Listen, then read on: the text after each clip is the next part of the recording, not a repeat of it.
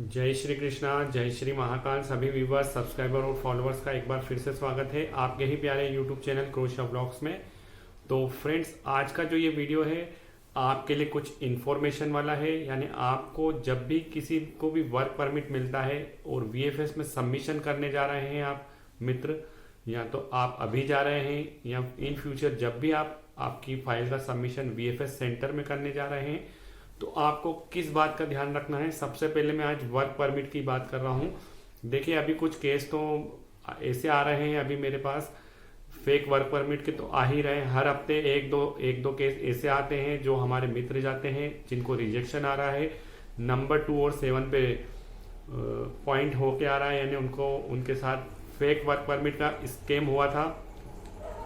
तो ये तो रही दूसरी बात। मैं आपसे यही रिक्वेस्ट करता हूँ, जब भी आपका वर्क परमिट मिले, आपको आपके एम्प्लॉयर के थ्रू मिल रहा है, तो आपके साथ स्कैम की संभावना कुछ भी नहीं है। आपका परमिट जेन्युइन आएगा। बाकी अगर आप किसी कंसल्टेंसी एजेंट या किसी फ्रेंड के थ्रू कर रहे हैं, फ्रेंड्स भी ऐसे हैं आजकल के मित्र जो अपने मित्रों के साथ ही स्कैम कर रहे हैं, तो आपसे मेरा यही रिक्वेस्ट है, जब भी आपको आपका वर्क परमिट मिलता है, भले एम्प्लॉयर के थ्रू भी मिलता है, तो उसमें आपको क्या चीज़ें ध्यान रखना है।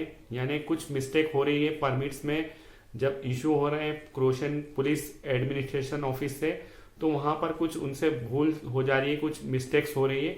तो वो चीज़ों के लिए, उस बात के लिए मैंने आज का ये वीडियो बनाया है। मैं यहाँ पे आपको कोई फेक वर्क परमिट या ओरिजिनल या डुप्लीकेट परमिट के लिए वीडियो नहीं बना रहा हूँ। फ्रेंड्स, जिनको भी वर्क परमिट मिलने वाला है या मिल चुका है, तो आपको किन बातों का ध्यान रखना है फ्रेंड्स।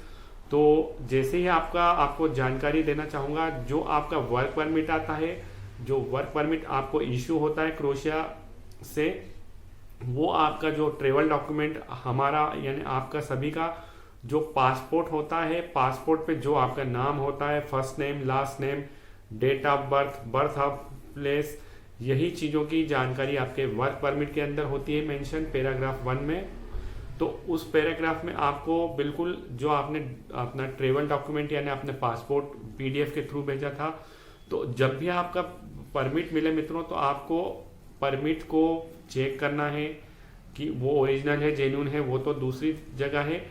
और साथ ही साथ आपका परमिट जेन्युइन है, तब भी आपको कुछ और बातों का ध्यान रखना है। वो ये बातें हैं, जैसे आपका मैं एक एग्जांपल देना चाहूँगा। मान लीजिए किसी मित्र का नाम है मुकेश जैन, ठीक है, और उनका बर्थ ऑफ प्लेस है नवा शहर पंजाब, ठीक है।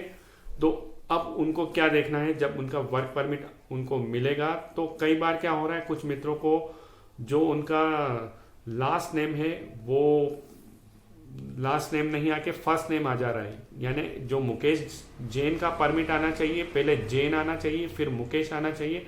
तो गलती से क्या हो रहा है, क्रोशन जो इंटीरियर मिनिस्टर है और जो उनका डिपार्टमेंट है, पुलिस डिपार्टमेंट, जहां से वर्क परमिट इशू हो रहे हैं, तो बाय मिस्टेक, बाय एरर गलतियां उनसे हो रही है। तो वो क्या कर रहे हैं, मुकेश जैन करके दे रहे हैं, तो वो बिल्कुल गलत है।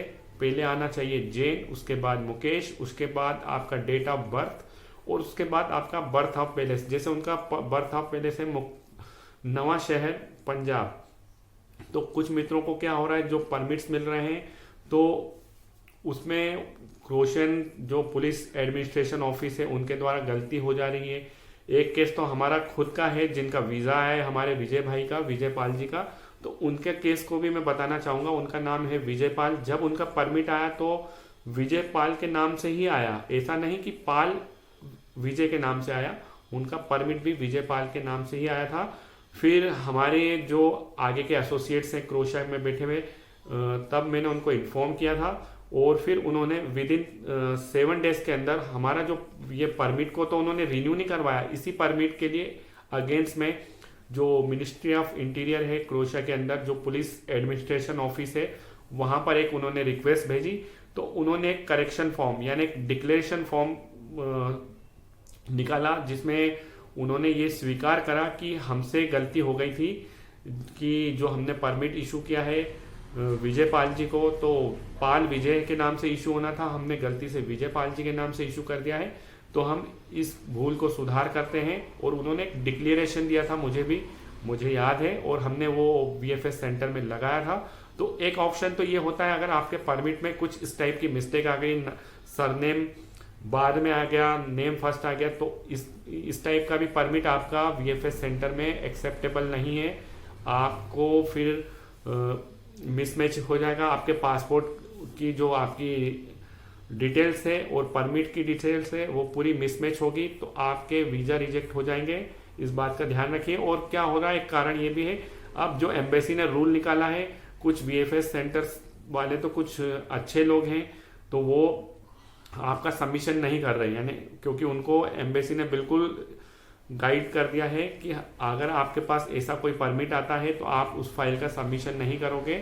तो वो पहले वो भी खुद ये चेक कर रहे हैं कि आपका नेम क्या है, फर्स्ट नेम क्या है, लास्ट नेम क्या है, डेट ऑफ बर्थ क्या है और बर्थ ऑफ पैलेस क्या है। अगर आपके परमिट में भी अगर कुछ इस प्रकार का मिसमैचिंग हो रहा है, तो आपको सबसे पहले अपने जिनके भी थ्रू आपने प्रोसेस करवाया है, वाया एजेंट करवाया है, वाया एम्प्लॉयर कराया, डायरेक्ट भी करवाया है, या आपके फ्रेंड के थ्रू करवाया है, और आपके परमिट में भी इस प्रकार की कुछ भूल हुई है, मिस्टेक्स हुई है, तो आपको पहले उसमें सुधार करना चाहिए, करेक्शन करवाना चाहिए।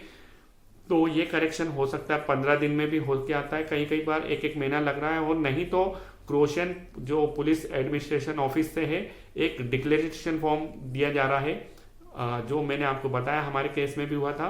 तो क्रोशियन पुलिस स्टेशन से हमको एक डिक्लेरेशन फॉर्म मिला था, जिसमें उन्होंने अपनी गलती को स्वीकार किया था कि हमसे बाय मिस्टेक ऐसा हो गया है। फिर हमने वीएफएस में सबमिशन किया था उनका, विजयपाल जी का। तो वीएफएस सेंटर वालों ने भी, जो मैडम बैठे थी दिल्ली वीएफएस सेंटर में काउंटर नंबर 20 में, क्योंकि हमने नॉर्मल प्रोसेस में सबमिशन करवाया था, तो उन्होंने कहा कि ये कागज हम नहीं लेंगे, यानी जो डॉक्यूमेंट्स मैंने उनको दिया था, प्रोवाइड हुआ था, हमें क्रोशिया से आया था हमारे एसोसिएट्स के थ्रू जो भूल सुधार का, तो हमने सबमिशन किया। फिर उनको बताया कि ये हमारे जो परमिट है इसमें कुछ मिसमैच है, तो उन्होंने वो डॉक्यूमेंट्स हमारी फाइल में लगाया। और आज आपके सामने मैं बताना चाहूँगा, मिस्टर विजयपाल जी को वीज़ा भी ग्रांट हो चुका है, उनका फूड डिलीवरी में था। चलिए, बात तो दूसरी है कि यानी वीज़ा ग्रांट भी हुआ है, वो तो अच्छी बात है, बधाई हो उनको। तो ये आपको मैं अभी बताना चाह रहा हूँ कि मेरे पास कुछ केस ऐसे आ रहे हैं, क्योंकि फ़ोन कॉल्स के जरिए मुझे इस प्रकार की जानकारी मिल रही है। कुछ केस मेरे पास भी आए थे फाइलिंग के लिए, तो मैंने उस पर इतना गौर नहीं किया था कि इनके परमिट्स की डिटेल्स क्या है और इनके पासपोर्ट की डिटेल्स क्या है। मैंने तो उनका केवल मेरे पास कोई भी अगर कोई परमिट्स भेजता है तो मैं केवल वो देखता हूँ कि वो जेन्यून है कि फेक है। मैं उसकी इतनी डिटेल वाइज नहीं जाता हूँ कि उनके पासपोर्ट की डिटेल क्या है और वो क्या है। तो इस बात का आप बिल्कुल ध्यान रखिए फ्रेंड्स, जब भी आपका परमिट आपको मिल रहा है, भले किसी के भी थ्रू, एम्प्लॉयर के थ्रू भी मिल रहा है, तो आप उसको जरूर चेक करिए जो आपके पासपोर्ट की डिटेल है और आपके परमिट में वही डिटेल है कि नहीं। अगर वो डिटेल मिसमैच होगी तो वीएफएस सेंटर वाले आपका सबमिशन नहीं करेंगे। फिर आपको इतनी दूर, आप मान लीजिए कुछ मित्र ऐसे होते हैं पंजाब में रह रहे हैं, क्योंकि आपको मालूम है दिल्ली के स्लॉट्स तो इजीली नहीं मिलते हैं। एक ही दिन में पूरा दिल्ली के स्लॉट्स मंथ के पूरे पैक हो जाते हैं।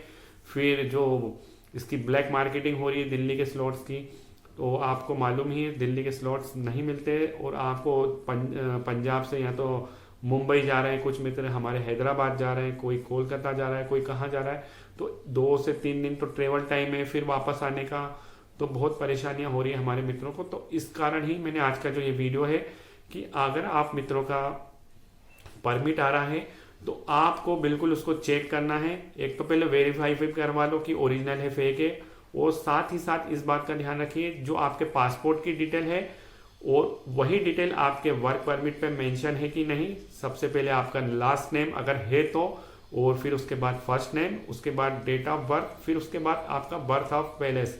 ये तीनों चीज़ें आपको चेक करना है, ठीक है।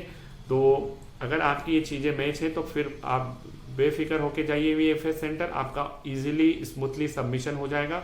और अगर कुछ इस प्रकार की गलतियां हैं तो पहले आप आपका वर्क परमिट में करेक्शन करवाइए, या तो वो क्रोशिया से आपको नया परमिट इशू करके देंगे, नहीं तो एक डिक्लेरेशन फॉर्म पे भी आपका जो वर्क परमिट है सबमिट हो जाएगा, ठीक है। ये आपको मैंने आज के इस वीडियो में बताने आया था, क्योंकि कुछ मित्रों को इस प्रकार की परेशानियां हुई है, तो वही आपके साथ साझा करने आया हूं मित्रों कि अगर आपको जिनकी किसी भी मित्र को परमिट्स मिले, अभी मिला है या मिलने वाला है, तो परमिट्स जब आपका मिले तो इन बातों का बिल्कुल ध्यान रखिएगा। और जो दूसरी बात आपको ध्यान रखना है फ्रेंड्स, वो ये है कि जब भी आपको आपका वर्क परमिट मिलता है तो उस वर्क परमिट में आप देखते होंगे वैलिडिटी है कि वो 1 साल वाला है, 6 महीने वाला है, या अभी 2 साल वाले वर्क परमिट भी आना चालू हो गए और 3 साल वाले वर्क परमिट भी आएंगे अभी। तो आपको ये मेक श्योर करना है जब भी आपका वर्क परमिट मिले, तो जब से आपके वर्क परमिट की वैलिडिटी स्टार्ट हो रही है, मान लीजिए आपका वर्क परमिट एग्जाम्पल के तौर पर 1 मई 2024 से स्टार्ट हो रहा है, तो आपको बिफोर 60 डेज आप उसका सबमिशन कर सकते हैं। यानी 1 मार्च को भी आप आपकी फाइल का सबमिशन कर सकते हैं वीएफएस सेंटर में। और जैसे आपका वर्क परमिट 1 मई से स्टार्ट हो रहा है उसकी वैलिडिटी यानी आपकी, तो मई और जून, तो आप 30 जून के पहले पहले उस वर्क परमिट का सबमिशन किसी भी वीएफएस सेंटर में कर सकते हैं। आफ्टर जून जैसे ही खत्म होगा, जुलाई चालू होगा, तो आपका वर्क परमिट का सबमिशन किसी भी वीएफएस सेंटर में नहीं हो पाएगा मित्रों। इस चीज का बिल्कुल ध्यान रखिएगा।